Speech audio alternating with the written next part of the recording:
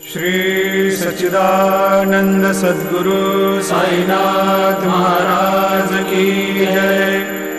जोडोनिया कर चरणी ठेविला माथा, परिसावे विनंती माझी पंढरीनाथा। असो नसो भाव आलो तुझिया ठाया, कृपा दृष्टी पाहे मजकडे सद्गुरु राया। अखंडित सावे ऐसे वाटते पायी, सांडोनी संकोच ठाव थोडासा देई। तुका म्हणे देवा माझा